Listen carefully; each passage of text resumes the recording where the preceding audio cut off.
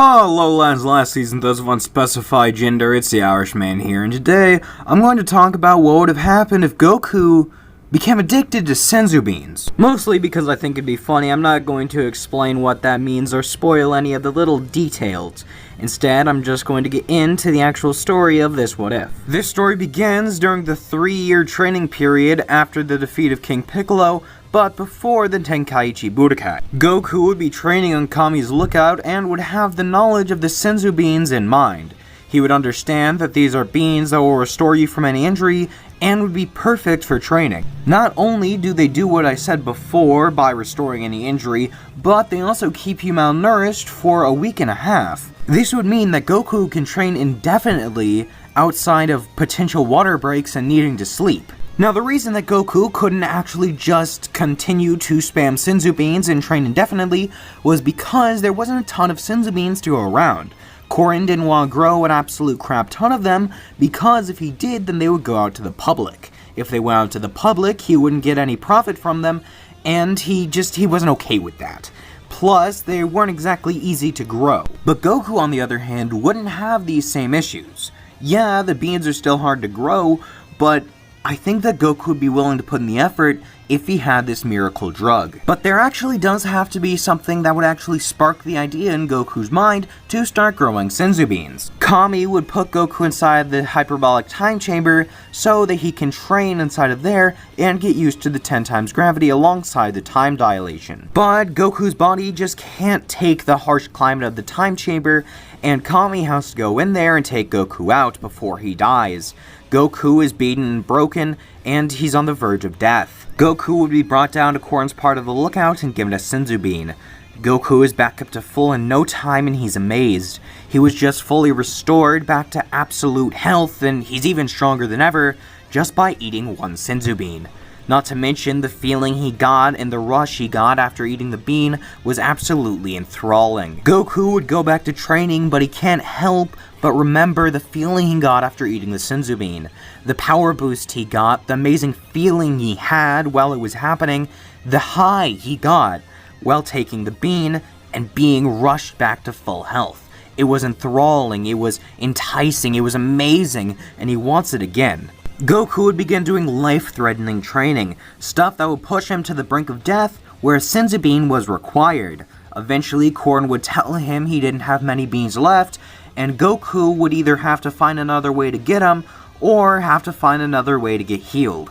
And Goku just couldn't accept that, since there was nothing else that was like a Senzu bean. But then, Goku had an idea. He sneaked a Senzu bean into his pocket, and thanked Korin for his help, before going back up to the lookout, hoping to not need to go back down to Korin for help anymore. While on the lookout, Goku would begin trying to grow Senzu beans, but since he had no idea how to do it, he would ask Kami for help.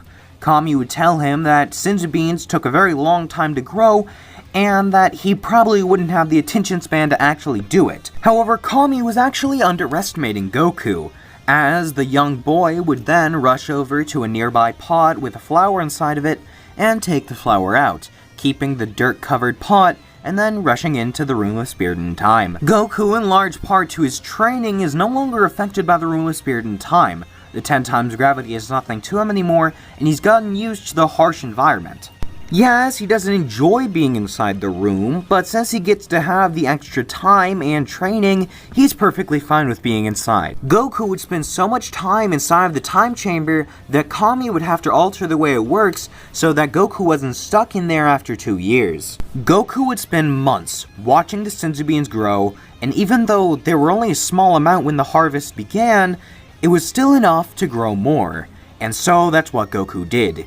Years would pass inside of the room, and Goku would eventually have so many, it's more than he can count. Goku would stockpile the beans, and even though he was still keeping up with his training inside of the room, his main priority was his Senzu beans. Goku would realize a problem with the Senzu beans, however. Even though they were a miracle drug and they were able to recover him from any injury, and they gave him that sweet succulent high he loved so much, they tasted horrible. Goku wasn't going to just stop there and accept the problem. No, he was going to try and fix it. He would pair it with other foods, hoping that the other foods would overpower the taste of the Senzu bean, but it didn't work. So, he realized he would have to start experimenting with the beans themselves. Goku would begin adding things to the Senzu beans. He would begin planting them differently. He would begin adding different chemicals to the soil, and eventually, he's able to do it. Much to his own surprise, he's able to add different flavors that he custom makes to the Senzu beans. But they still remain as Senzu beans, working to heal him from any injury and giving him that same succulent high he loves so much. At one point, Goku would take his beans and leave the room, although he would leave a lot of them still in there planted so that when he comes back, he'll have a full stock. After leaving the room, Kami would be surprised that he hasn't died. He thought that Goku would have surely aged himself to death, having been in the room for over 100 days, which would equate to 100 years inside of the hyperbolic time chamber. Goku, having just eaten a few of his beans, would respond by saying, "Now that I think about it, yeah, you're right. I probably should be dead. I guess I'm immortal now. That's pretty cool." Kami would be surprised, but I guess eternal youth would make sense if he has been living on only Senzu beans for over 100 years inside of the hyperbolic time chamber. Goku would be munching down on some of his Senzu beans when Kami would ask him to show off his power. Goku would accept this and then turn into a mysterious yellow-haired form, having his powers skyrocket. Kami is pushed back by just the aura alone. Goku's power is amazing, and Kami is sure that he will be able to protect the Earth for generations to come. This is where Kami would offer Goku the position of the Guardian of Earth. And nonchalantly, Goku would say no. He has better things to do, like growing Senzu beans, training, fighting strong guys. He'd rather not. Kami is dumbfounded. Goku hasn't mentally aged a day, yet he is in peak physical condition and with the power of a god. After a while, time would do what time does and pass, and the 23rd Tenkaichi Budokai would only be a few days away. Kami and Goku would prepare, Goku would stockpile on Senzu beans, and Kami would make sure Goku's weighted clothing are just loosened up a bit, so that he doesn't have any trouble with Piccolo Jr. Not that he would, even if his weights were 10 times heavier. Once the day comes, Goku would set foot on the tournament grounds for the first time in what feels like forever. Yo, who's ready to get their mother beat by Son Goku the Monkey King? The tournament saga goes pretty much the same as it did originally, except both Tien and Piccolo were pretty easily beaten by Goku. Piccolo had that rage, but he didn't have enough power to back it up.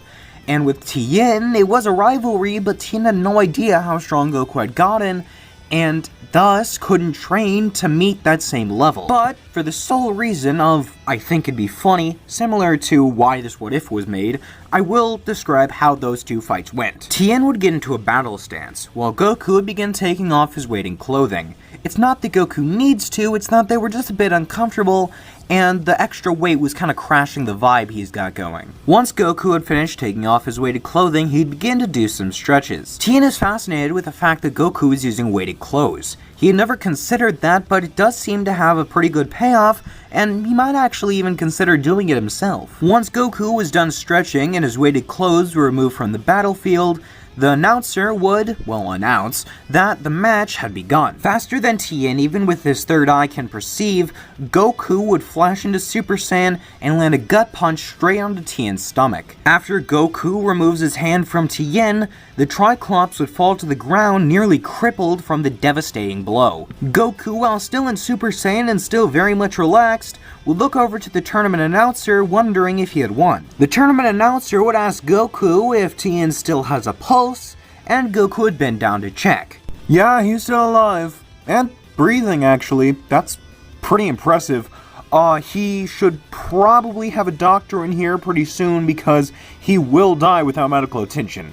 Oh no, wait, actually, scratch that. I'm going to give him a miracle drug I got from God. Well, more like I got it from God's cat, but you know what I mean. Goku would then feed the Senzu bean to a barely conscious Tien, who is able to swallow it, although it is difficult since he's still barely conscious. When Goku fights Piccolo, he keeps his weighted clothes on, as well as deciding to hold back so that he can actually have a fair fight. Although Goku does still have an advantage, even after pushing Piccolo beyond his limits. Ultimately, Goku would still win and be declared the victor, but Piccolo would still try a sneak attack. It would land point blank on Goku's chest, but it does nearly nothing to him, aside from damaging his clothes, but Goku just seems irritated rather than mad, and probably wouldn't actually kill Piccolo over this. Goku wouldn't really care whether he's dead or alive, but he wouldn't actually go out of his way to kill him, and probably wouldn't want anyone to seal him away, since he does seem to be the strongest outside of Goku himself. But then a thought comes to Goku's mind.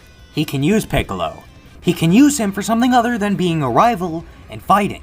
He can use him for farming. But then a problem arises from having this happen.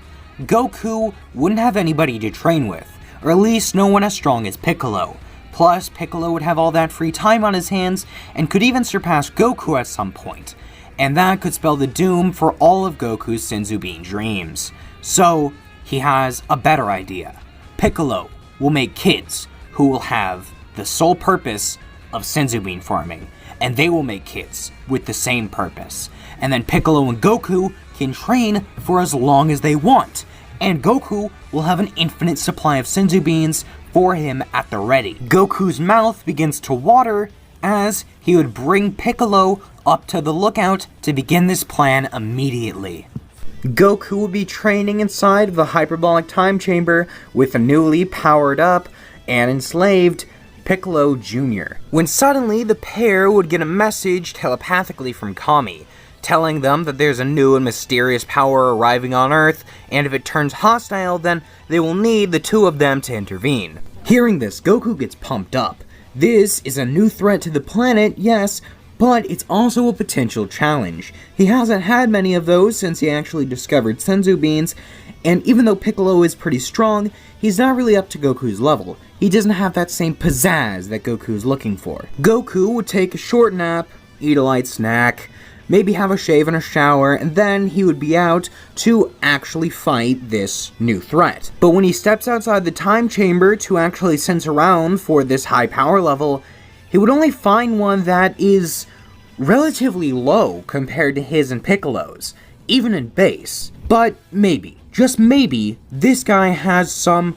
weird power or insane potential that Goku can train with him, and then he'll get really strong and he'll have that same spark that he's looking for that he couldn't find in Piccolo. And what he finds is actually really interesting. Something that might be better than insane potential or this special power. It's someone like Goku. In fact, he even claims to be Goku's brother. No, man. I'm gonna need you to slow down. We're related? Like you and me. You, me, familial, family, yes? Raditz would tell Goku about the glorious Saiyan race, and how it was all wiped out by one man named Frieza. He was an evil tyrant who must be cleansed of this universe, and they're going to go work under him. Goku needs to come with him and destroy planets for funsies, and Goku isn't exactly okay with that. Goku would simply tell Raditz that Frieza is of no concern to Goku. If Frieza comes to Earth, then Goku will get rid of him on the spot without a single second of hesitation. And if Raditz tries to harm even one human, Goku will do the same to the Saiyan warrior. But Raditz will explain to his brother that Frieza is the strongest being in the universe. If he comes to Earth, then Goku will be powerless to do anything against him. Frieza is just too strong. It doesn't matter what Goku thinks he can do, Frieza is unstoppable. And this actually piques Goku's interest. Yeah, Raditz isn't that strong, but this Frieza guy, if he's the strongest in the universe, maybe he could actually be that challenge that Goku is looking for. And Raditz isn't entirely useless either. Raditz being a fellow Saiyan would mean he's probably going to be an awesome sparring partner. Plus, he perfectly fits the bill for an indentured servant. And when life gives you lemons, who cares? Lemons can't grow drugs. But all of this is really confusing to Raditz. Yeah, Goku has a decent build and does seem to be pretty in shape, but he's talking about taking on Frieza. And for all Raditz knows, Goku isn't even as strong as the Saiyan warrior himself. So even though he's a little concerned, Raditz still thinks he's the one in charge. So he would tell Goku, enough of this small talk, let's get to business. Raditz is going to take Goku with him, whether he likes it or not, and just for the hell of it, Goku has to go and kill 500 humans. Goku, hearing this, just begins to laugh, and then he would turn Super Saiyan 2 and look Raditz dead in the eyes and say, "Oh, brother, I don't think you quite understand who you're talking to." Raditz, trembling in fear, would only utter a few words. Kakarot, you're the Super Saiyan! Goku's taken aback by this. He had no idea that Raditz would actually be able to recognize this golden-haired form. He always just thought it was that, a golden-haired form that increased his power. He never thought about actually putting a name to the face, so to speak, by calling it something like Super Saiyan. That actually has a pretty nice ring to it. He might keep that. Raditz would then beep in on a scouter. He would tell Nappa and Vegeta everything. And Goku would ask what Raditz is doing, possibly plotting something, but Raditz would say no. He's calling comrades, fellow Saiyans who might actually be able to beat Frieza. Now that Raditz knows that Goku is the legendary Super Saiyan, they might actually have some hope. Something that Raditz hasn't had in a very long time. Goku would let out a smile and tell Raditz that he can't wait to train with his brother. Actually having another Saiyan around might be pretty fun. And maybe Raditz can even go Super Saiyan. It wasn't too hard for Goku after he started using Senzu beans in his training, and maybe it won't be too hard for Raditz either. He is the older brother after all. And then after 1 year of intense training in the hyperbolic time chamber, alongside introducing Raditz to Senzu beans, Nappa and Vegeta would arrive on Earth. Although it's a lot more peaceful than in the original. There would be no killing or flattening of cities. Nappa and Vegeta just arrive in a wasteland not too far away from the lookout, and then Goku and Raditz would fly down to meet them. Nappa would give Raditz a big bear hug, congratulating him for being the one to find the legendary Super Saiyan. "I always believed you had it in ya. Maybe I doubted ya for like a minute or for your entire life, but I always believed in ya, old buddy." Goku and Vegeta would just decide to fist bump.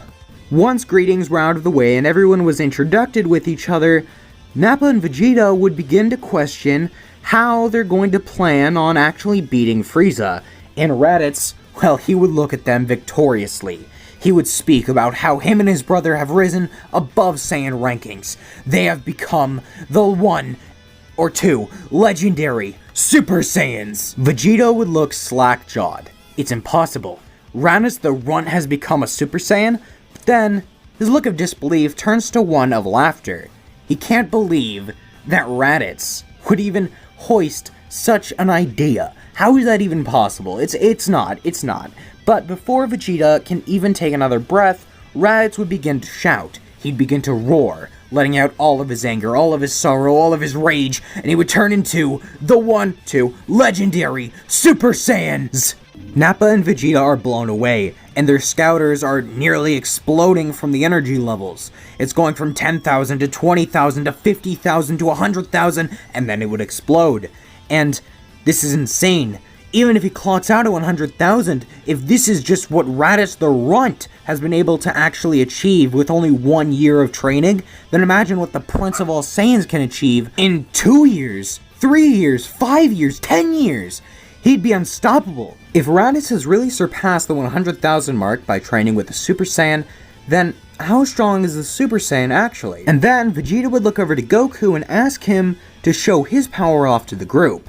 And, well, Goku was willing enough to oblige him by powering up into Super Saiyan 3. Vegeta, of course, can't sense energy yet, but he can feel the power that Goku is letting off just by aura alone. And it's not like he even had to let out a blood-curdling scream like Raditz. He just snapped his fingers and boom, Super Saiyan 3.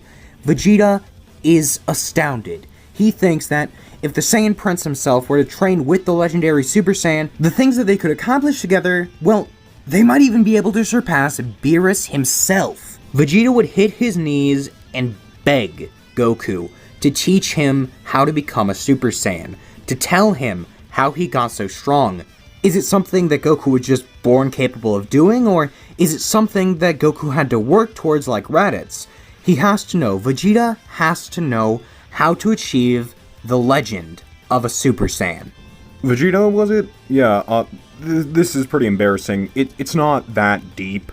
I can train you, you can become a Super Saiyan, that's about it. Vegeta is a bit shocked by this nonchalant response, but it's fine because Goku did just kind of confirm that Vegeta gets that training that he so desired. So because Vegeta is just so eager to train and Goku is perfectly fine with adding another person to his training regimen, Goku would bring Vegeta into the Room of Spirit and Time and begin to teach him the ropes on how to turn into a Super Saiyan. After a while, Vegeta would learn how to, and he would then begin to try and master the form, as well as improving it. He would reach Super Saiyan Grade 2, Grade 3, and eventually get the mastered Super Saiyan form that is pretty much just Super Saiyan Grade 3 without any drawbacks. Goku and the gang would be celebrating a pretty big event at the Briefs family home. The event in question is the birth of the first ever human Saiyan hybrid, otherwise known as Vegeta Jr. And now, if you're wondering who this is, well, it's actually the son of Nappa and Tights. In case you were unaware, Tights is actually the sister of Bulma, the daughter of Dr. Briefs, as well as the co-star in Jocko the Galactic Patrolman. Tights is a pretty interesting and unexplored character, as well as being one of the few female leads in the Dragon Ball connected manga universe. But sadly, much like Akira Toriyama, I know next to nothing on how to write women, so she will be put more off to the sidelines for now. Back to the actual story, Goku would be enjoying some of his blue raspberry flavored Senzu beans when suddenly he would sense a pretty high power level coming towards the planet. Goku is surprised. This power actually exceeds his base form. Now granted, he does have forms like Super Saiyan 2 and 3, which could boost him far above this unknown fighter, but he decides he wants to check it out. It could be pretty interesting. Once he arrives, he would see someone sitting in an odd-looking vehicle in the middle of a wasteland. He has his ship behind him, and his power is immense. Goku is surprised. How could someone so small have so much power? He was taught never to judge a book by its cover, but dang, this is one ugly-looking book. Frieza, noticing Goku's arrival, would ask him who he is and why he's here. And Goku would say that he has half a mind to ask Frieza the same question. Frieza was going to retort back, but then he would notice something on Goku. A tail. He would ask him if he's a Saiyan, or the Saiyan. Hearing this, Goku would realize who Frieza is, and then he would burst out in laughter. Frieza would ask Goku what's so funny, and Goku would look at him and say, Nothing, it's just, I was told you were the strongest in the universe. Frieza would snap back a bit insulted, saying that, yes, he is indeed the strongest in the universe, uncontested in his mighty power. Goku once again would burst out in laughter, and then, without another second of hesitation, would let out a blood-curdling scream, transforming into the one and only, well, more like 4 now, legendary Super Saiyan. Frieza, for a moment, and only a moment, would let out a look of pure fear, but then he would remember why he trained for 2 weeks. Only 2 weeks. So that, no matter how strong the Super Saiyan was, he would be stronger. And then, with a slight look of hesitation, Frieza would send both Zarbon and Dodoria to deal with Goku. Zarbon and Dodoria are dead. Moving on from that, Frieza would decide that he's a bit concerned. Goku is proving to be a bigger challenge than he might have first assumed. So Frieza, after stepping out of his bubble car, would say that he's going to show Goku a true treat, a delight. Only a few have seen this and none live to tell the tale. So Frieza would then transform into his second form. Goku is surprised, not by his power, but at the fact that this is actually the second horniest guy he's ever fought. The first was a guy named Spike, but that's a tale for another day. To Frieza, this look of surprise and even potential fear on Goku's face, well, it's just a dead giveaway that the Super Saiyan is no threat to him, since he's scared by even just Frieza's second form. He could never even stand a chance against his true power. But then, the look of fear washes away from Goku's face. It was never really fear to begin with, it was just slight shock. But then, Goku would get into a fighting stance. He's pumped up, his blood is boiling, and he's ready for a proper fight. And this surprises Frieza. He isn't scared? Whatever, it's probably just bravado. The Saiyans have some odd addiction to fighting, but little did Frieza know, Goku has another addiction. An addiction to abusing aliens and eating Senzu beans, and Goku's bag's nearing empty. The two would then begin to battle. And now, Goku actually has a very, very large advantage when it comes to strength. Frieza in his first form is actually stronger than Goku is in his base, but Goku is using the Super Saiyan form, which would be a 50 times multiplier, even if you were wanting to highball Frieza's first form to being 2 times what Goku's base form is. Even in his second form, Frieza just isn't able to compete with the Super Saiyan version of Goku. And so, Frieza would crank it up to his third form. And now we don't really have a gauge for how strong third form Frieza is, but I'm gonna say he is roughly equal to what Super Saiyan Goku is here. Goku is practically jumping with joy. He can sense how strong Frieza is, and he can also sense now how much Frieza is holding back. He can't get an accurate gauge for how strong Frieza would be at his full power, but just the fact alone that Frieza is holding back while still being able to rival his Super Saiyan form, it's absolutely mind-boggling, but it's also very exciting for the Saiyan warrior. Frieza would notice that Goku is considerably battle-worn, as well as being somewhat out of energy. He would decide that it's time to stop playing around, and so he would declare that he is now going to transform into his fourth and final unbeatable form.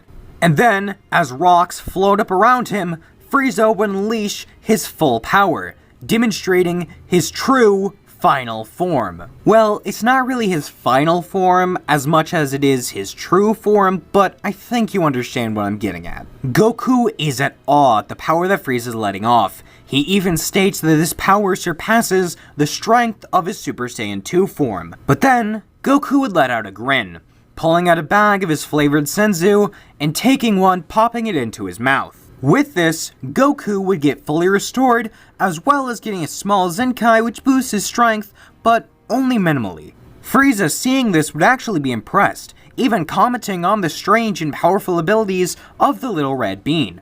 Goku, without another moment to waste, and possibly even ignoring Frieza, would then let out a blood-curdling scream, transforming into the Super Saiyan 3 form.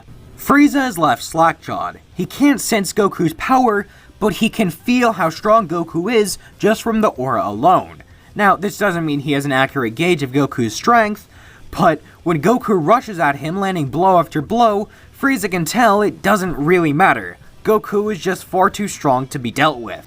Frieza would debate just leaving, going away and choosing either to never come back and just leave the planet alone, or maybe bringing the Ginyus or even his father with him to help clean up this mess. But Goku isn't giving him any breathing room. He can barely hear his own thoughts. But then, Goku would stop beating him down. He would just stop. What, does Goku think he's too good for the Emperor? But really, no. Goku was just a bit tired and had run low on energy, and so he wanted to take a Senzu bean. That way, he could be brought back up to full. But Frieza, well, he would begin to connect the dots. He would realize that the Senzu beans are some sort of a miracle drug that are able to heal him some way or make him stronger, and so he would shoot the bag straight out of Goku's hand, incinerating all of the beans. Goku, seeing all this go down, would just stand there and look at Frieza for a solid half a minute. And then, without another moment of hesitation, and before Frieza can even react, Goku would power up and launch a Kamehameha, destroying Frieza's arm, completely erasing it with no trace. Frieza is barely able to comprehend what just happened to him. It happened in a fraction of a second, and he would let out a scream of pure, unbridled pain and agony. Goku would nonchalantly, as well as kind of calmly, say to Frieza, "Yeah, I think we're probably about even now." Goku would then decide that he's going to head back to the party, as Frieza, clinging to his life, trying not to bleed out, would rush back onto his ship. After arriving back at Capsule Corp, Goku would explain what all went down, and everyone's shocked. Goku was actually able to beat Frieza? That's amazing, but he just let him go? Won't that have serious repercussions? What if he gets stronger? And Goku would say that then he'll just be a better fight later. Time would do what time does and pass, and eventually, Frieza would return back to Earth, having trained himself up, as well as getting a new mechanical arm. He has also brought 2 of his older family members along with him, King Cold, and Cooler. Doubting that any of the Earth's forces would be able to stand up against him and his family, Frieza is grinning ear to ear. He's not only ready to kill, but he's also excited to fight. But before the three Frost Demons actually get a chance to lay siege to the Earth, they're confronted by an odd-looking, green, almost bug-like man. You don't seem to understand.